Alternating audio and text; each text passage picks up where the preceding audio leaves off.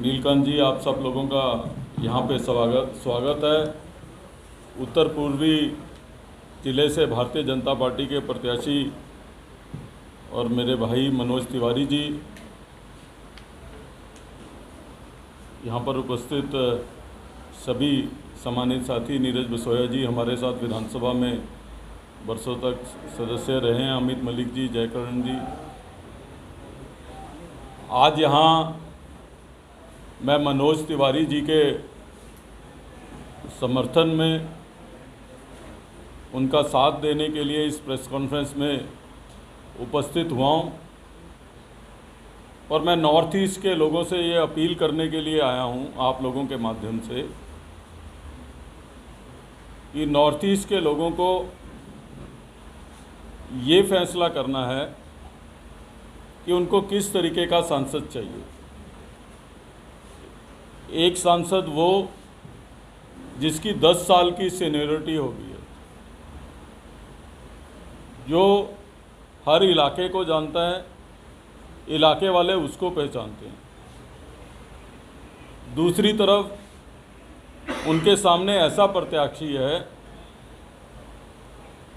जो north east के लोगों को तो छोड़ दो, अपनी पार्टी के कार्यकर्ताओं को भी नहीं पहचानता है। और 5 साल नॉर्थ ईस्ट किस तरीके का एरिया है वो आप लोग सब भली भांति वाकिफ़ है। छोटी छोटी गलियों का एरिया है, गाँव का एरिया है, अनऑथराइज कॉलोनीज़ का एरिया है, सीमापुरी जैसी रीसेटलमेंट कॉलोनी जिसमें है, बुराड़ी जैसे विशाल एरिया जिसके अंदर है, जिसको एक शोर अगर जहांगीरपुरी से शुरू होता है तो दूसरे शोर में अनऑथराइज कॉलोनीज़ और गांव का इलाका है। और इन तमाम एरियाज़ को जानने के लिए हर एरिया की अलग समस्या है, हर एरिया की डेवलपमेंट के लिए अलग एजेंसीज़ है। और मैं समझता हूँ कि 10 साल का जो तजुर्बा मनोज तिवारी जी का है, अब नॉर्थ ईस्ट के लोगों को उसका लाभ लेने का अवसर है। और 10 वर्ष जिस व्यक्ति की सीनियरिटी हो जाए, और इन 10 सालों में एक आदमी दिल्ली में आप ऐसा ढूंढ के नहीं ला सकते जो ये कहे 10 साल बहुत लंबा अरसा होता है, बड़े बड़े लोगों का दिमाग ख़राब हो जाता है।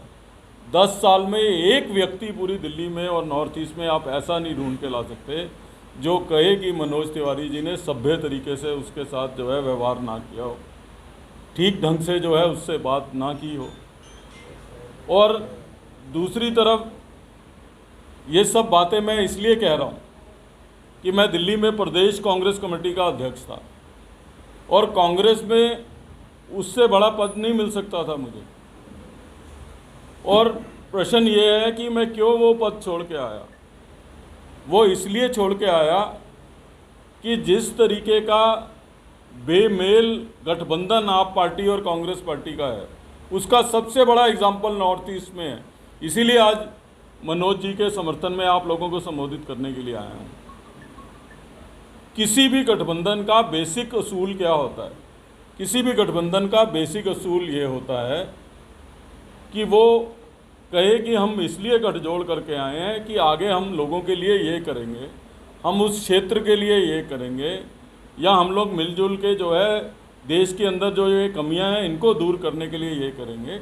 आप सब समाज के सबसे जागरूक वर्ग हो, पत्रकार होने के नाते मैं आपसे प्रश्न पूछ रहा हूँ, क्या इंडिया गठबंधन का कोई कॉमन मिनिमम प्रोग्राम दिल्ली में बना है?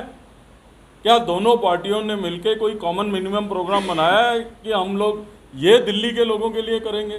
तो महज केवल चुनाव लड़ने के लिए और किसी ना किसी तरीके से चुनाव जीतने के लिए ये गठबंधन है। इस गठबंधन का दिल्ली के विकास या नॉर्थ ईस्ट के विकास से कोई लेना देना नहीं है। अन्यथा दोनों पार्टियां मिलके एक कॉमन मिनिमम दो अब इंडिया गठबंधन में हो क्या रहा है कि लालू यादव जी अलग चल रहे हैं, ममता बनर्जी जी अलग चल रही हैं। दिल्ली में चुनाव हम अगर इकट्ठे भी लड़ रहे हैं या आप पार्टी और कांग्रेस पार्टी, तो भी जो है इनका कॉमन मिनिमम प्रोग्राम नहीं है।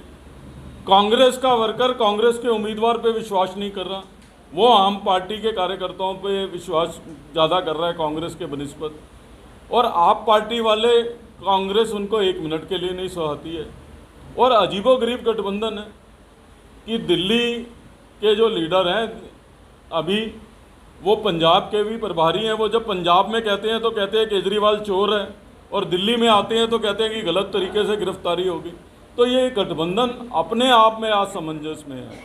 तो मैं नॉर्थ ईस्ट के लोगों से कहना चाहता हूँ कि बिना किसी बहकावे में आए हुए और अपना वोट नष्ट मत करिएगा, क्योंकि पैराशूटेड कैंडिडेट है। बेगूसराय में लैंड होते होते नॉर्थ ईस्ट में लैंड हो गया, और 5 साल के बाद कहाँ लैंड होगा उसका कोई भरोसा नहीं है। मनोज जी पिछले 10 वर्ष से यहाँ पे हैं, और 10 वर्ष की सीनियोरिटी किसी मेंबर ऑफ पार्लियामेंट की, पार्टी में भी सीनियोरिटी होती है, वो कहीं ना कहीं मैं समझता हूँ कि उनकी प्रतिभा को जांच के ऐसे जगह पे होंगे जिसका फ़ायदा सीधे रूप से नॉर्थ ईस्ट के लोगों को और नॉर्थ ईस्ट के विकास को होगा। इनकी तरह कोरे वादे और कोरे घोषणा से जो है काम चलने वाला नहीं है। और मैं एक बात कह के और कि आप पार्टी के बारे में अपनी बात समाप्त करूंगा। मेरा प्रश्न ये है कि जो आज नॉर्थ ईस्ट की बढ़ोतरी का दम भर रहे हैं, 10 साल से तकरीबन ऑलमोस्ट 9 साल हो गए, 9 साल से दिल्ली की सरकार में आम आदमी पार्टी है।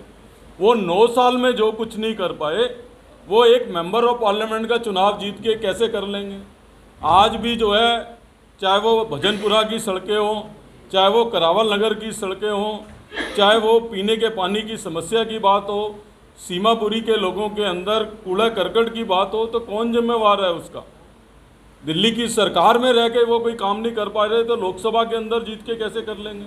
कॉरपोरेशन के अंदर वो सत्ता में है, तब नहीं प्रॉब्लम्स दूर कर पा रहे। और केवल कोरी घोषणा। कल तक जो है, जो ये कहा करते थे कि हम डीटीसी के अंदर महिला की सुरक्षा के लिए मार्शल लगाएंगे, मैं समझता हूँ कि अब समय आ गया है कि उन मार्शल्स की ड्यूटी करके उनको चीफ मिनिस्टर हाउस में रखने की ज़रूरत है, क्योंकि महिला तो डीटीसी बस की तो छोड़ दो, वहाँ भी सुरक्षित नहीं है। और केवल ये बीजेपी की मानसिकता केवल इस घटना से नहीं खाली आती है। 20 सीटों के ऊपर देश के अंदर, पार्लियामेंट के अंदर आम आदमी पार्टी जो है वो चुनाव लड़ रही है। 13 पंजाब की, 4 दिल्ली की, 1 हरियाणा की, 2 गुजरात की। इनकी मानसिकता कैसी है कि इस 20 की 20 सीट पे एक भी महिला प्रत्याशी को ये इस लायक नहीं समझते। जो महिलाओं को 1000 रुपये देने की बात करते हैं, वो महिलाओं को केवल 1000 रुपये तक रखना चाहते हैं। ये एक भी महिला को इस लायक नहीं समझते कि उसको सांसद का टिकट देके संसद में प्रतिनिधित्व करने का मौका जो है वो दिया जाए। इस मानसिकता की सरकार है।